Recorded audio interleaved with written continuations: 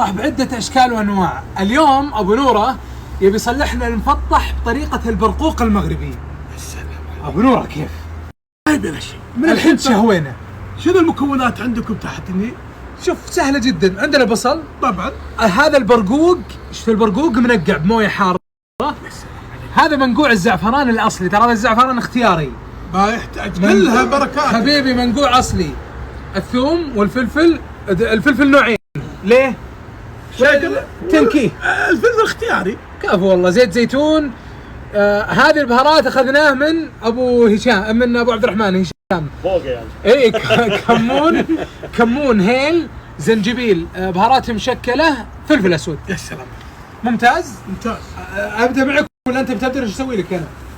نبدا مع بعض. بسم الله.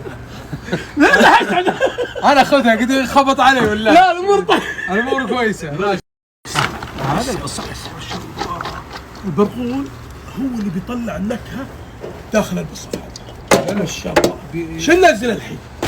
العزيز والله ما ادري عنك. كله حط الزيت كلش على كلش. لازم نخلطهم مع بعض، تجانسهم مع بعض كلهم. زعفران، هذا الزعفران، زيت الزيتون، عاد ظاهر الاكل المغربي يحب زيت الزيتون اكيد اساسا مره. كل شيء عندهم في زيت زيتون. زنجبيل، الزيتون. بس الزيتون اتوقع ما يمشي مع اللحم ولا عندهم مع الدجاج اكثر شيء. الطواجن كلها فيها الزيتون. اي اساسا. هذه النقعه. هذا هو البرقوق. البرقوق هو البخاره، يمكن اللي ما يعرفه، هو البخاره بس مجفف زي الزبيب صاير.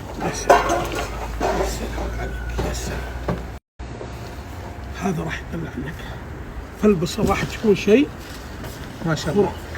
طبعا العرين ابدعوا فيه طبخات ما شاء الله ما شاء الله تبارك الله. وش اللي اضفنا عليه؟ لومي صحاري. نعم. وش صحاري يا ابو عبد الرحمن؟ لومي صحاري يعني جاي من صحار من عمان، لان عنده هو، احنا قاعدين نزرف منه بهاراته، لانه ما شاء الله تبارك الله عنده بنك بهارات هنا، ما يمشي الا بهاراته معه، هو يطحنهن هو يضبطهن. زدنا هنا لون الزعفران، والزعفران مكلف شوي انتم عارفين، فحطينا بس زعفران الكوب الاول ذاك بالنكهه، ثم حطينا شوي لون عشان يعطينا ما شاء الله. بعد ما تجانس كاملين. عندك خبز؟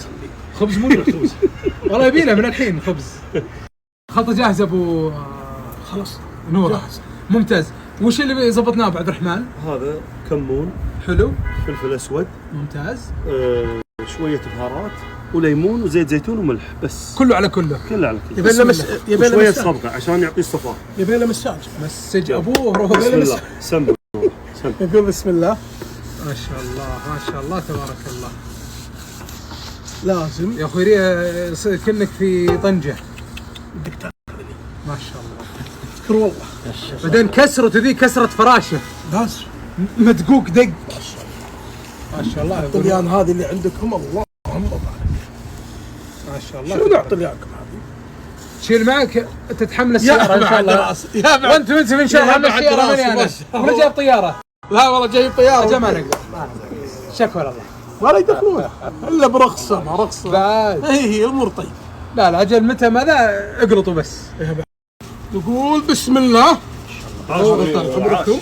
عاش والله من قال. ما شاء الله ما شاء الله. خلاص الحين شنو ميزته اللي يريحك في الطبخة هذه؟ خليها تستلفل ساعتين.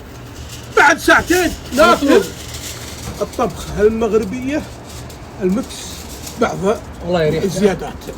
الريحة شيء خرافي. سكر عليه. بسم الله. قول بسم الله.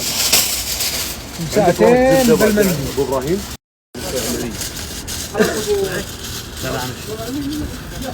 يلا يلا اعطى حد. يلا بسم الله بسم الله بسم الله.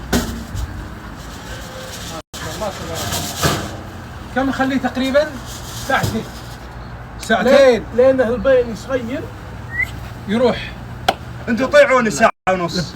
ساعة ونص. يقول ساعتين وهم ساعة ونص. لا بخربان ولا